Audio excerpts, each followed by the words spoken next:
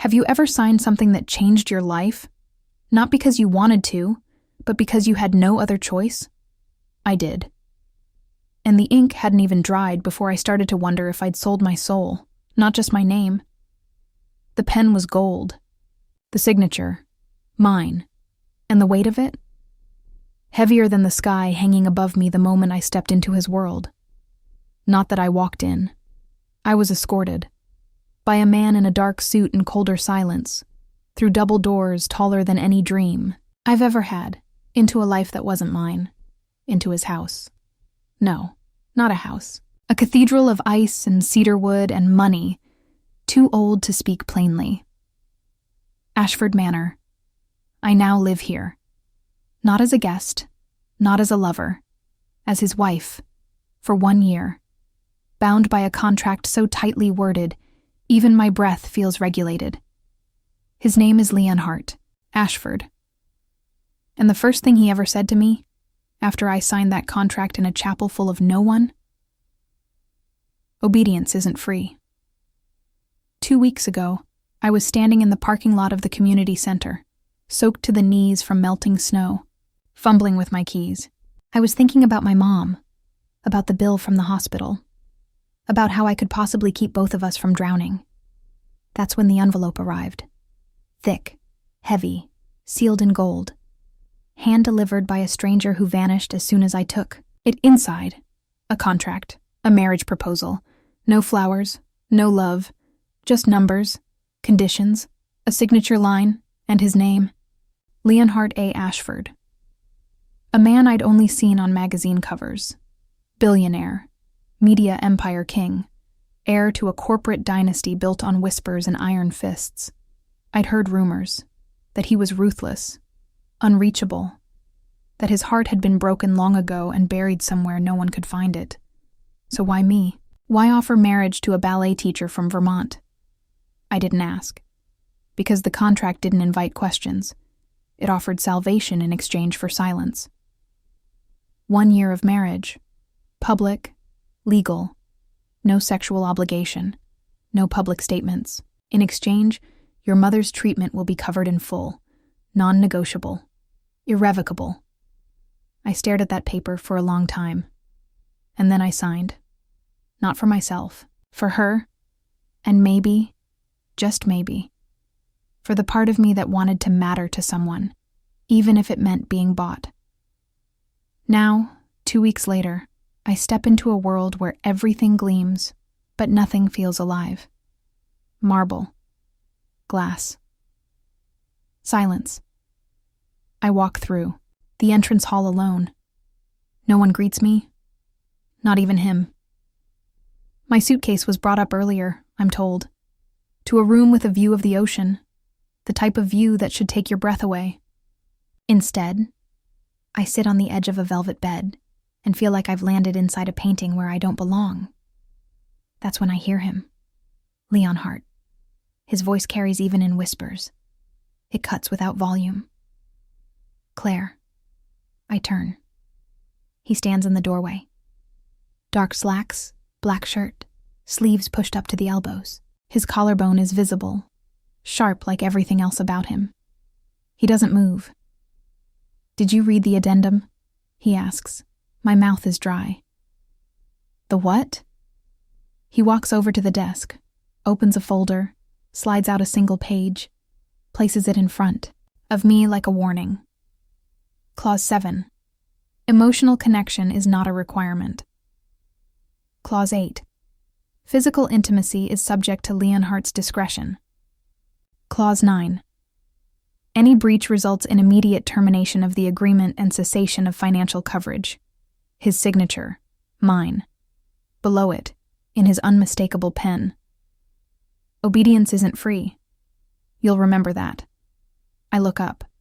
Why are you doing this? He doesn't blink. You needed saving. I needed silence. That's not an answer. I don't owe you one. Silence stretches like a wire pulled too tight. Then he turns, walks to the door.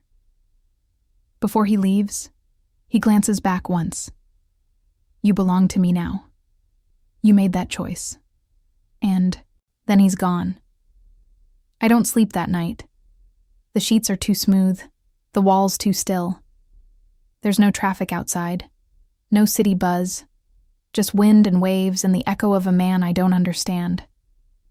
I close my eyes and see his signature. Hear that voice. Obedience isn't free. What did he mean?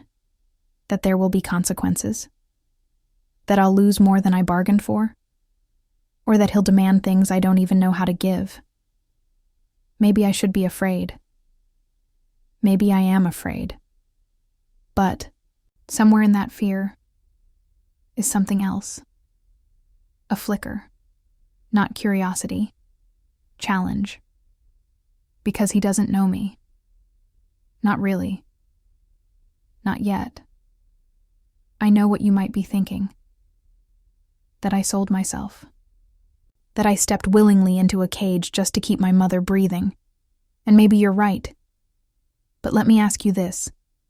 If someone you loved was drowning, and the only hand reaching out belonged to the devil himself, would you take it? Would you sign your name beneath his? Because I did. And now, I have 1 year to find out who really holds the power in this marriage. Me or him? There's something cruel about a beautiful prison. When the walls are made of glass, the air perfumed with luxury, and the silence draped in velvet, you almost forget you're not free. Almost.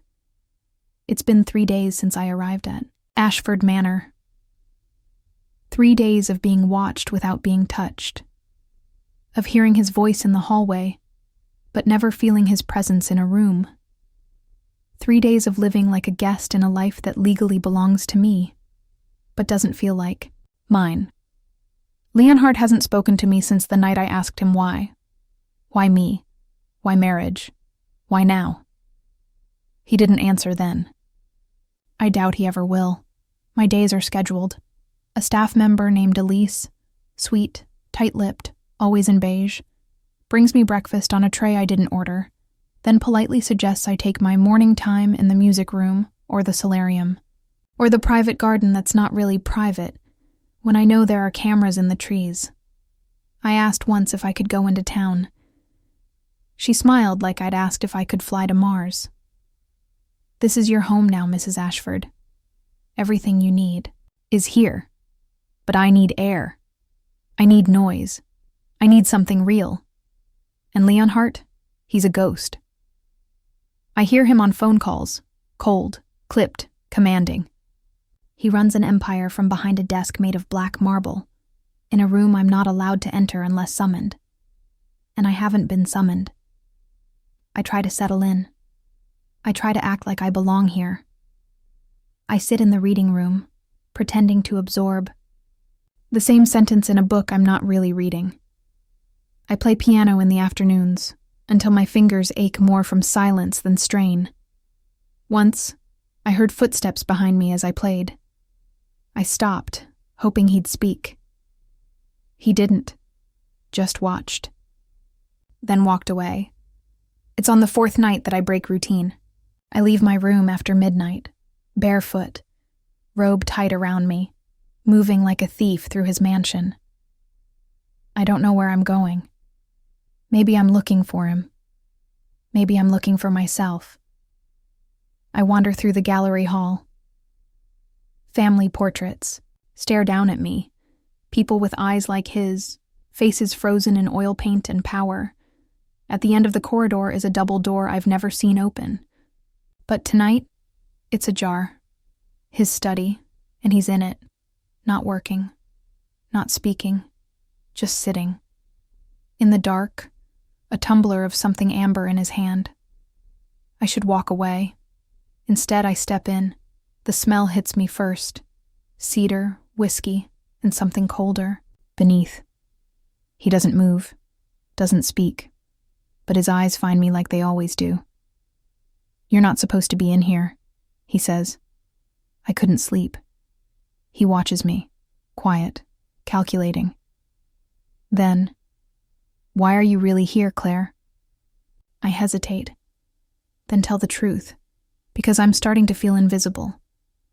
And I don't know if I married a man or a shadow. He sips his drink.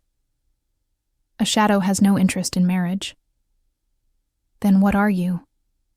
He doesn't answer. Not directly. Instead, he says, "You're not invisible. You're just untouchable. For now." For now? I ask, pulse jumping. He stands, walks toward me, slowly, like I might break, or like he might. "I'm not a man who takes what isn't offered," he says. "But you did," I whisper. "You took my name, my freedom. You gave them, for your mother. And what did you give?" I challenge. He stops a foot away. His eyes flicker, just once. And for the first time, I see something behind the steel. Regret? Pain? It's gone before I can name it. "I gave you safety," he says. "A world without debt, without chaos, without fear, but not without you." His gaze darkens. "You think I'm the danger here, Claire?" I swallow hard. "Aren't you?" A beat of silence. Then two. Then, "I'm not the man your father was." I blink. "What?" "Your mother. She didn't love him. She loved me.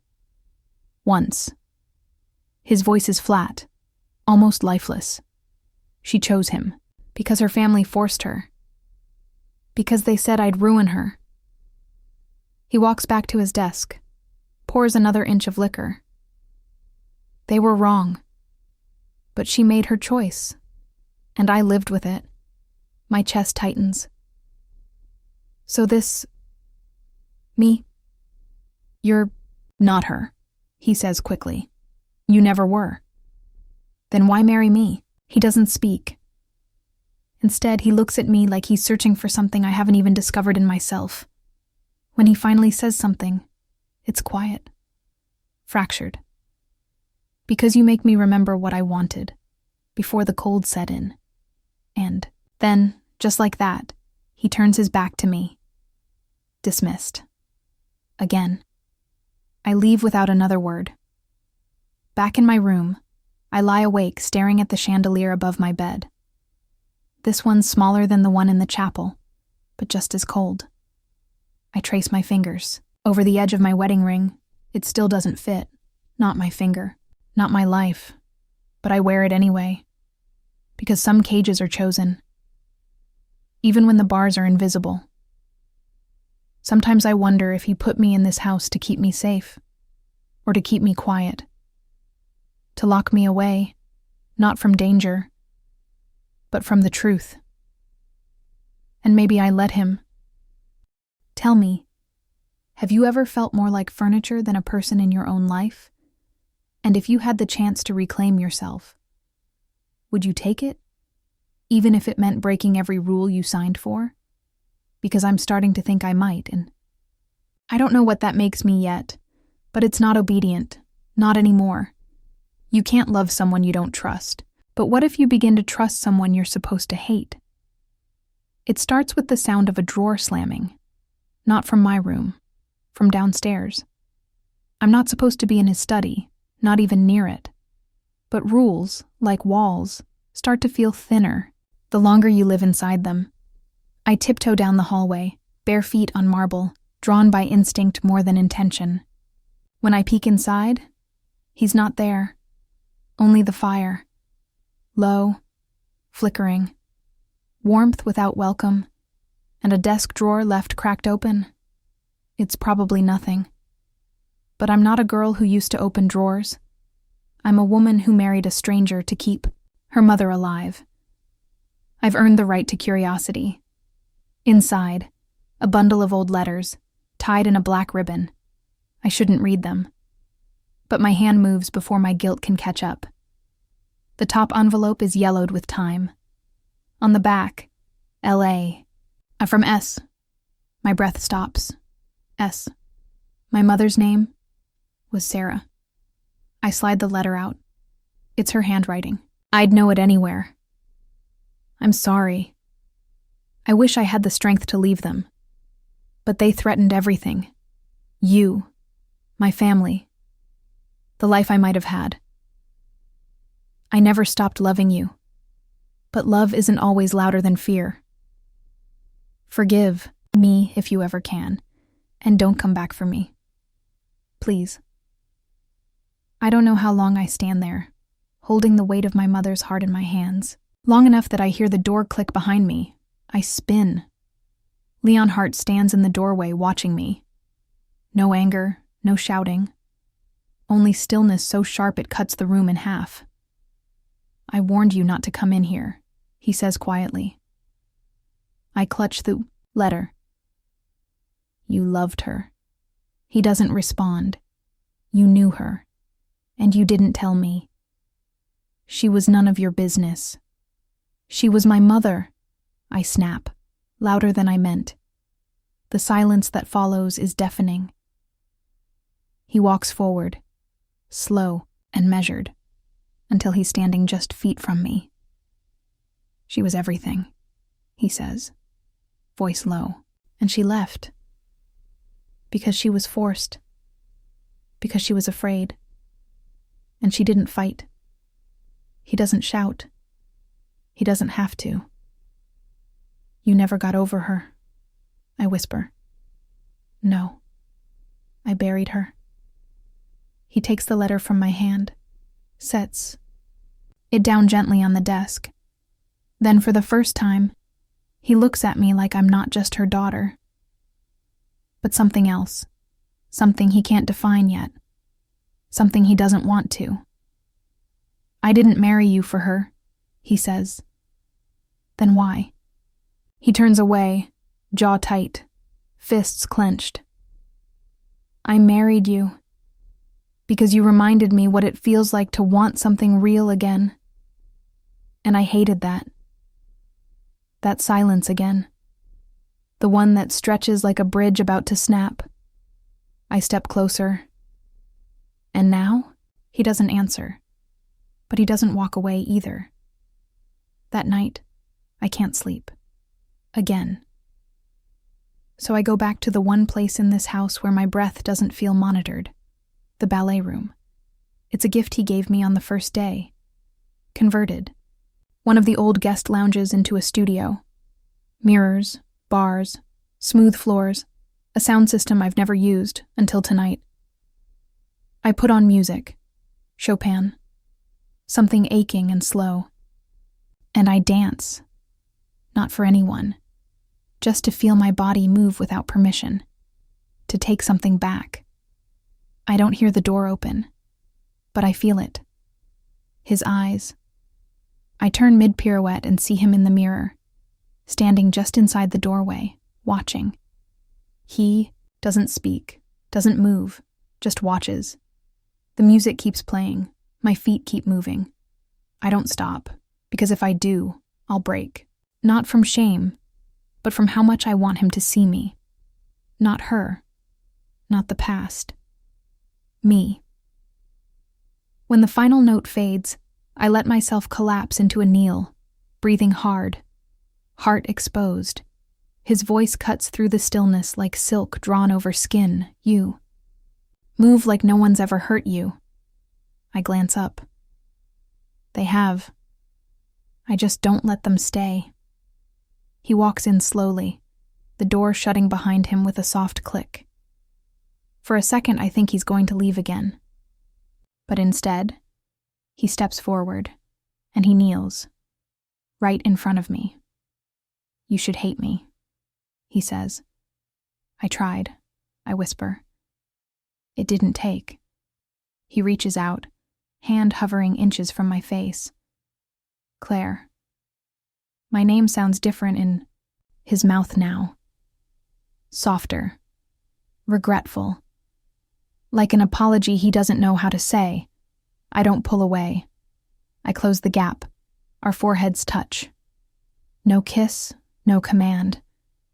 Just the kind of closeness that says we're both bleeding, quietly. I don't know what this means. But I know what it isn't anymore. It isn't control. It isn't revenge. It's the first crack in the ice, and beneath it, fire. Tonight, I looked into the eyes of a man who tried to own me, and saw a boy still haunted by the girl he couldn't keep.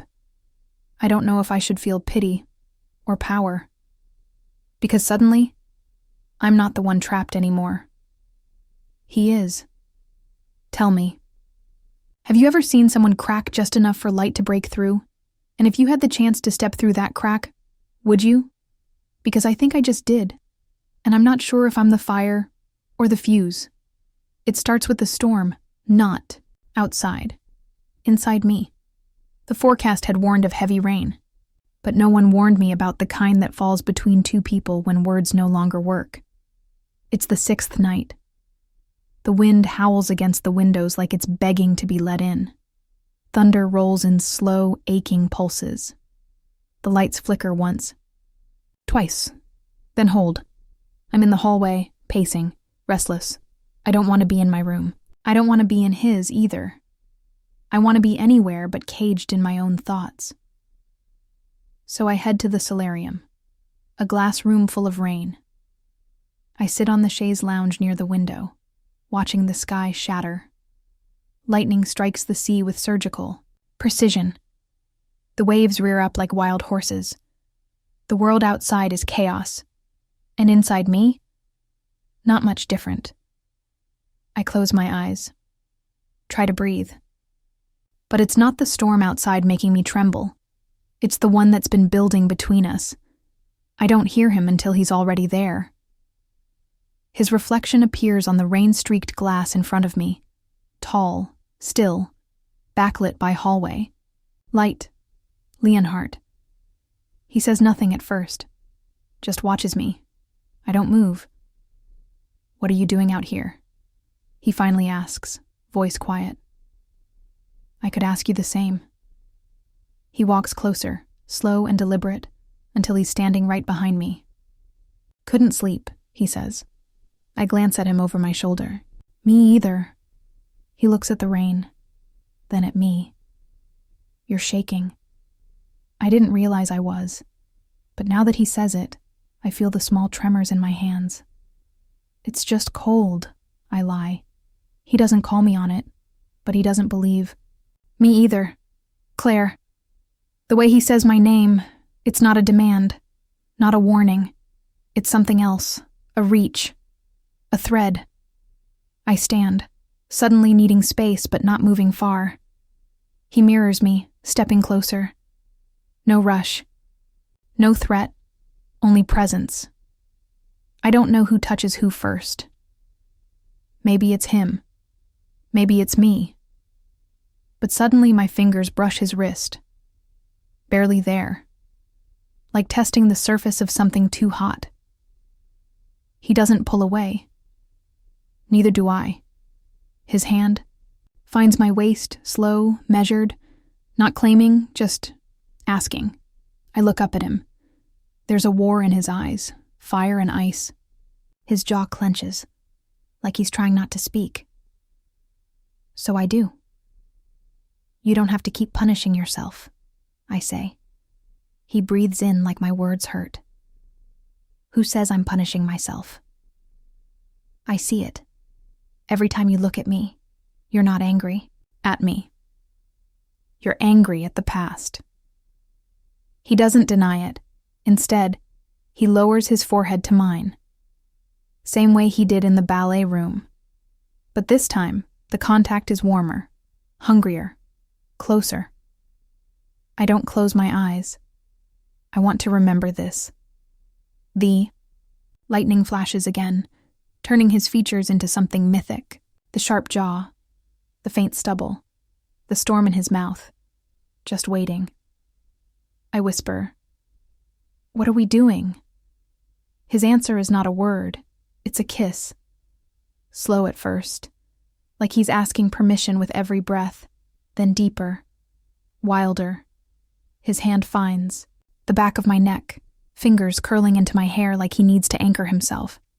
I kiss him back, not because I should, because I want to. The rain hits harder outside. Inside, I forget everything. Who we were, why we started, what we promised, all I know is this: his mouth feels like freedom and fire, and the answer to a question I didn't know I was asking. We don't go further. Not that night. The kiss ends slowly, like a song that wants to linger. When we pull back, we're both breathless. His thumb traces the corner of my lip like he can't believe what just happened. Neither can I. He doesn't speak. Just looks at me like I've undone something in him. And maybe I have. Because when he leaves the solarium, he doesn't shut the door behind him. He leaves it open, just wide enough for me to follow. Back in my room, I touch my lips like I'm afraid. The feeling will disappear. It doesn't. It lingers, in the heat between my legs, in the ache in my chest, in the question he didn't ask, and the answer I wasn't ready to give. What are we doing? Becoming something dangerous, something real, and I'm not sure which scares me more. You ever feel something shift inside you with just one touch? Like your whole life took a breath it didn't know it was holding? That kiss wasn't a promise. It wasn't a vow. But it was a beginning. And now I can't unfeel it. Tell me, have you ever wanted someone you swore you wouldn't? Because I swore I'd never want him. And yet here I am, wishing he'd come back and kiss me again. There's a line you cross once and can never uncross. Breath you take that changes the air forever. I crossed it tonight, and I didn't walk. I leapt. It starts again in silence. I wake in the middle of the night, skin flushed, heart racing. Not from a nightmare, but from a hunger I no longer know. How to name, I don't think. I move. Out of bed, through the hall, past the chandelier that once looked like a noose and now glows like a dare. I don't knock on his door. I open it. He's awake. Sitting on the edge of the bed, elbows on his knees, shirt half unbuttoned like he didn't finish undressing or didn't bother. When he sees me, he doesn't flinch. He doesn't ask. He doesn't speak. He stands. He walks toward me like I'm gravity, and I let him. Because maybe I am. His hands don't ask this time. They take my face, my waist, my hips, but not harsh, not fast, like he's finally letting himself touch what he's wanted for too long. He brings his mouth to mine and the kiss is not gentle. It's desperate. It's full of every look we've shared, every silence we've endured, every secret we haven't said out loud. My robe slips off like it's nothing. His fingers undo the last buttons of his shirt. He's sculpted in shadows, shoulders like steel, arms that tremble slightly when I reach for them. He kisses down my neck, slow, reverent, like prayer. We fall back onto the bed, breath tangled, hearts pounding like they've been waiting for this. I pull him down with me, wrap my legs around his hips. Our skin meets, warm, real, unavoidable.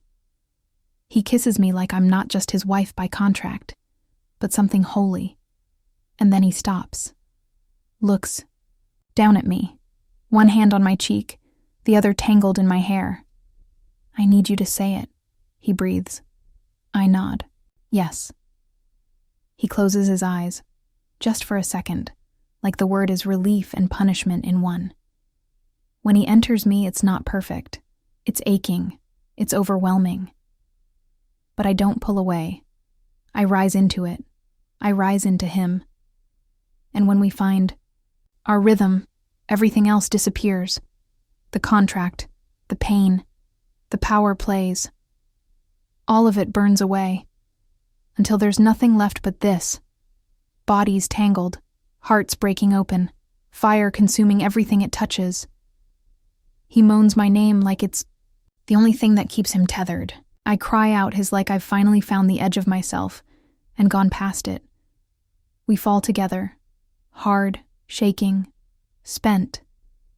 And then we lie there, in the dark, sweating, breathing, holding. He doesn't move. His hand rests on my stomach, rising and falling with every breath. "I didn't plan for this," he says finally. I turn my head.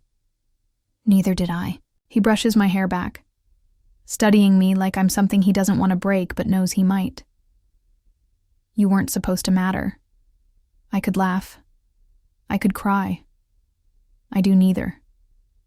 "You said obedience isn't free," I whisper. His eyes flicker. "It's not. But neither is love." He swallows hard, and for the first time, I feel him reach for me, not with hands or hunger, but with something deeper, with truth. He presses a kiss to my temple, soft, slow, real. I don't know how to do this, he says, but I want to try.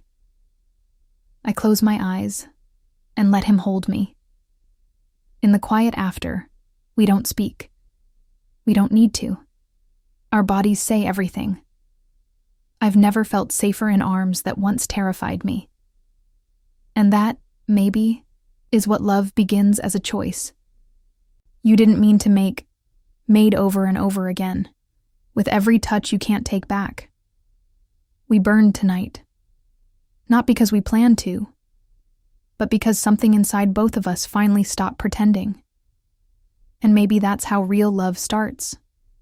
Not with promises, but with a kiss you didn't mean to give, a breath you didn't mean to share, a night you'll never forget.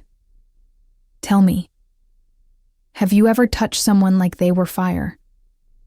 Knowing it would hurt and choosing them anyway? Because I did, and I'm still burning. The morning after isn't quiet. It's loud with the things we don't say. I wake in his bed, sunlight tangled in the sheets, his arm heavy around my waist. His chest rises and falls with the steady rhythm of someone still asleep, or pretending. I don't move, not because I'm comfortable, but because if I do, I'm afraid this will all dissolve. What happened last night wasn't just sex. It was surrender. From both of us. And now I wonder what I surrendered to. I eventually slip out of bed, move carefully across the room, and shut the door behind me. My body is sore in a way that feels alive. But my mind? It's a war zone. Did he mean it? The kiss. The touch. The way he held me after. Was it real? Or just another tactic in a game I didn't know I was still playing? I walk barefoot into the hallway, still wrapped in his shirt, and find Elise waiting with coffee on a tray. She doesn't react to what I'm wearing, but something flickers in her eyes. Respect? Pity? Warning? "Your usual, Mrs. Ashford," she says with her polite smile. I nod. "Thank you." As she turns to go, something makes me stop her. "Elise, how long have you worked for him?" Her expression doesn't change, but the pause before she answers says enough. 7 years. Have you ever seen him like this? Before? Another pause. Longer. No, she says quietly. Not once. She leaves me with the coffee and a head full of questions. Later that afternoon, I return to his study. I don't knock. He's at his desk, shirt crisp, tie knotted perfectly, as if last night never happened. But when he sees me, something in his jaw tightens. A flicker. A crack. Claire. "You said you wanted to try," I say, walking toward him. "So let's try." His brow lifts. "Try what?" "Truth." He leans back, eyes narrowing. "Dangerous territory. Only if you lie." I stop, in front of his desk, and place my hands flat on the surface between us. I read the letter from my mother. I know she loved you. I know she left you. I know you didn't forgive her. His face is unreadable. But his silence screams, I keep going. But what I don't know, what I need to know, is why me? He says nothing. Was I just a stand-in? A way to take back control? To rewrite history using me as a pawn? Still nothing. Then I snap. Answer me. He stands so suddenly his chair rolls back. I didn't plan to marry you, he shouts. I didn't plan to see you. I didn't even know you existed until your father's name came across my desk last fall. My chest tightens. So this was revenge. At first, he says. Yes. My knees almost give. He keeps going, voice sharp, cutting clean. Your father ruined mine. Sarah chose him because she was young and scared and cornered. And I became the kind of man people fear, so no one could ever take anything from me again. And then you took me, I whisper. He exhales like he hates himself. I saw your name on a hospital bill linked to a loan your mother couldn't pay. I saw your face on a charity program. I recognize Sarah's eyes and the way she used to tilt her chin when she danced. He turns away from me. I bought your debt. I drafted the contract. I convinced myself it was fair. 1 year, 1 cage. Then I'd be done. And then? I ask, throat dry. He looks back. You smiled at me the first night you arrived here. I frown. No, I didn't. Exactly, he says. You looked at me like I wasn't worth fearing. And it made me hate you, then need you. He walks slowly toward me now, not demanding, not dominating, something more dangerous, human. I thought I was dragging you into my prison. But the truth is, I was already in it. He stops in front of me. And last night, when you looked at me like I was a man, not a monster, I didn't know how to live with that. I stare at him. My body wants to forgive, but my heart, my mind, they're holding back. So what do we do now? I ask. His voice drops. That's up to you. I leave his study with no clear answer, just a flood of feeling. I go to the garden. It's gray and windless. Dead leaves cling to wet stone. I sit on the bench beneath the bare branches and breathe. I didn't just fall for a man. I fell into the aftermath of a war I never fought. I loved someone who used me. Then confessed. Then offered me the keys to the cell. So why do I feel like the one still holding the lock? That night, I don't go to his room. He doesn't come to mine. We both need space. But space doesn't mean silence. Because now I hear every moment louder. The way his fingers curled when I said his name. The way his breath hitched when I asked for truth. The way he didn't flinch when I called him cruel. Because he knows he was. And maybe knowing is the first sign he won't be again. He told me the truth today. Not all of it. But enough to shatter the lie we were living in. He married me for control. For revenge. But he touched me like he wanted redemption. And now the choice is mine. Tell me, have you ever forgiven someone not because they deserved it, but because you needed to stop carrying the weight? Because I'm standing at that edge now, and I'm not sure if stepping forward means saving us or losing myself. It all falls apart in public, not in the bedroom, not in whispers, but in front of champagne glasses, crystal chandeliers, and 100 strangers with sharp eyes and sharper tongues. The Ashford Foundation gala is a fortress of polite smiles and empty laughter. I don't want to be here, Leonhardt insists. It's one night, he said. It matters to them. To them, I repeated. What about me? His jaw tightened. You're my wife. You stand beside me. Not with him. Beside him. Like a possession. Still, I came. Wore the black dress Elise laid out. Let them paint my face and twist my hair into something regal. Something I don't recognize. But when I see my reflection in the grand mirror by the ballroom entrance, I recognize her. Isabel Rain. Tall, venomous. His ex-fiancée, according to every whisper I'd ignored. She approaches with the smile of a woman who's already rehearsed every line. "Well, Claire Layton, you're taller than I expected," she says, voice honey-laced and poisoned. "I hear that a lot," I reply, not flinching. She leans in. "You must be exhausted, keeping up the perfect little act." I stiffen. "Excuse me?" "Sweetheart," she purrs. "You really thought no one knew? The charity teacher, the debt, the contract." She taps the rim of her glass with a manicured nail. "Don't worry, I won't tell." That's Leonhardt's job, isn't it?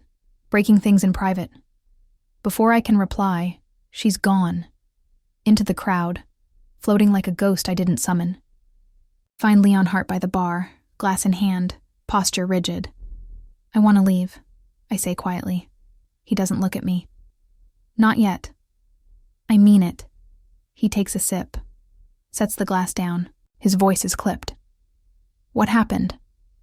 "Ask your past," I snap. She seems to know everything. He freezes, then turns to face me, slowly. "What did she say?" I shake my head.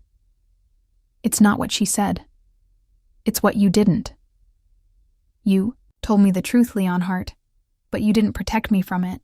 She's no one. She's you 10 years ago." He steps closer. "No, she was a mistake. You are..." I wait. Say it. Say I'm more. But he doesn't. He doesn't say anything. And in that silence, I feel myself crumple. Because the crowd is watching. Because Elise is at the edge of the room. Frozen. Because Isabel is smiling in the corner like she's already won. Because he's not choosing me. So I walk away. Not out the front door. Out the side. Into the rain. I don't care that my heels sink into the grass. I don't care that my hair is coming undone, that my makeup is streaked, that I look like every version of a runaway bride the world loves to mock. I just need air. And to be far enough away to cry alone. But he follows. Of course he follows. I hear the footsteps before I feel his coat around my shoulders. I spin on him. "You let her humiliate me." "I didn't know." "You didn't stop it. You stood there and let me burn while she lit the match. Rain pours between us, but we don't move." "You think this is about a gala?" I shout over the storm. "It's about how easily you still let power make your decisions. How quickly you become the man you used to be." His hands ball into fists. "I'm trying. Try harder." He looks at me like I've stabbed him. But I don't stop. Because I'm not some expensive ornament you put on your arm. I'm not Sarah. I'm not Isabel. I'm me. I press my hand to my chest. I chose this. I signed that paper. I kissed you. I let you in. But you, Leonhardt, you still haven't chosen me. Silence. Then he drops to his knees. Right there, in the mud, in the storm, in front of me, my breath catches. "I have nothing left to give you but this," he says, a man on his knees, with no pride, no armor, just truth. "I failed you. Not because I don't love you, but because I do. And I don't know how to protect something I love without controlling it." I kneel too. The wet grass soaks through. The dress, his hands shake when they reach for mine. "I'm sorry," he says, voice breaking, "for every silence, for every night I let you feel alone, for every word I should have said and didn't." "Then say them now," I whisper. "I love you." It doesn't echo. It doesn't thunder. It lands like warmth in a cold body. I lean forward, pressing my forehead to his. And this time, it's not a battle. It's surrender, the right kind. Later, we sit under the stone archway behind the garden, wrapped in his coat, dripping and speechless. The rain has softened. The damage remains. But so does the truth. He chose me. Not perfectly, not cleanly, but completely. Tonight, I watched a man made of steel fall to his knees for me. Not because I asked, because he had no other way left to show he cared. Sometimes, love looks like breaking, like failing, like choosing again. So let me ask you, have you ever needed someone to stop being perfect, just to be real? Because I didn't want a king. I wanted him. Just like this. Drenched. Broken. Mine. Some stories don't end with thunder. They end with breath. Not stolen, not desperate, but shared. It's been 3 days since the rain. 3 days since he knelt in the mud, broke himself open, and gave me the only thing that mattered. Truth. The kind that doesn't apologize with flowers. The kind that bleeds. And heals. We haven't spoken much since. Not because we're avoiding it, but because when something shatters, you don't glue it back immediately. You hold the pieces. You learn where they fit. Then you build something better. Together. This morning, I wake in my own bed, but his scent is still on the pillow. He didn't join me last night. He hasn't. Not since the gala. It's not distance. It's space. The kind that says, I'm giving you time. I'm letting you choose. And today, I do. I get up, dress myself. Not in silk or lace or the kind of gown Elise would pick. Just jeans. A soft sweater. My own skin. I walk down the corridor, heart steady, feet bare. I don't knock on his door. I open it. He's sitting in the chair by the window, looking out at the sea like he's waiting for a verdict. He turns when he hears me, and when he sees me, he stands, but he doesn't reach for me. He waits. Good. He's learning. I'm not here to forgive you, I say. He nods slowly. I'm not here to forget what we've been.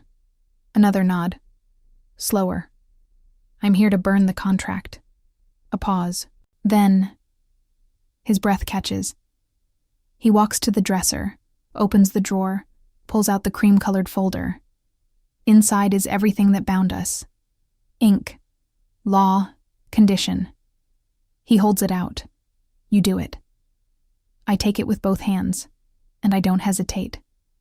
Walk to the fireplace, open the screen, and throw it in. The flames eat it hungrily, claws by claws, signature by signature, until there's nothing left. No chains, no cages, no deal. Just us. He comes to stand beside me. Not behind, not above, beside. I don't want your obedience, he says. Not anymore. I look up at him. Never gave you that. I gave you my silence, my fear, my hope. And what will you give me now? Myself. His breath trembles. And what do you want in return? I smile. Step closer. You. Not as punishment, not as payment. Just you. He exhales like he's never really breathed until now. He kisses me. Not like fire, not like hunger. Like home. We spend the afternoon in the sunroom. No staff, no phones, no script. Just coffee and laughter and the strange, beautiful awkwardness of starting over. He asks me what my favorite childhood memory is. I tell him about sneaking into the ballet studio after hours, pretending I was performing for a sold-out audience. He says he used to dream about being invisible. I tell him he's still bad at it. He laughs. God, when he laughs. It sounds like freedom. That night, I find him in the kitchen, shirt sleeves rolled, barefoot, burning something that was supposed to be dinner. You're terrible at this, I tease.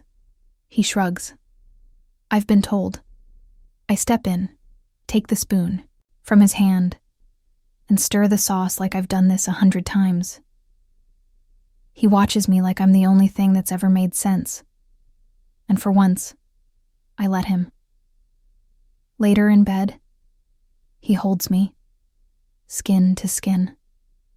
No barriers, no silence, only breath, and the way his hand finds mine under the sheets, curling our fingers together like a promise. "Claire," he whispers. "Yes, I'm yours, if you'll still have me." I press my forehead to his. "Mine," I say. "Forever." This didn't end the way it began. It didn't end in chains. It ended in choice. I signed a contract to obey. He told me obedience wasn't free, and he was right. It cost me my certainty, my pride, my fear, but what I got in return was everything. So let me ask, you one last time, have you ever lost yourself in something that started wrong and found something right inside it anyway? I did.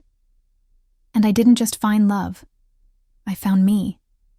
And I'm not afraid of fire anymore. Because this time, I lit the match. I've been thinking about you. Yes, you, the one listening, watching, wondering if any of this was ever real. Let me tell you something. It was. Not because I married a billionaire, not because I burned a contract, but because I know what it's like to lose yourself trying to save someone else. And maybe you do too. Maybe you were the strong one in your family, the quiet daughter, the loyal wife, the soft-spoken caregiver, the one who held everything together while your own soul unraveled, thread by thread. Maybe you told yourself it was worth it. Maybe it was, but let me ask you, when was the last time you chose you? When was the last time you said, "I want this. I deserve this. I'm not a burden. I'm a life." Because for a long time I didn't. I signed that contract thinking I was doing something noble, selfless. But deep down, I was afraid I didn't matter unless I sacrificed something. Until love taught me something I wish I'd known sooner. You don't have to disappear to be loved. You don't have to be useful to be kept. You don't have to bleed just to prove you're worthy of being held. Maybe your story didn't come with a mansion, or a contract, or a man who broke and rebuilt himself for you. But I know, without question, you've lived through storms no one else saw, and you survived them. So if you're still carrying guilt, or silence, or fear, set it down. You were never meant to hold it this long. I was just a girl who thought obedience was safer than freedom. But now, I know the truth. You don't have to be small to be loved. You don't have to stay quiet to be safe.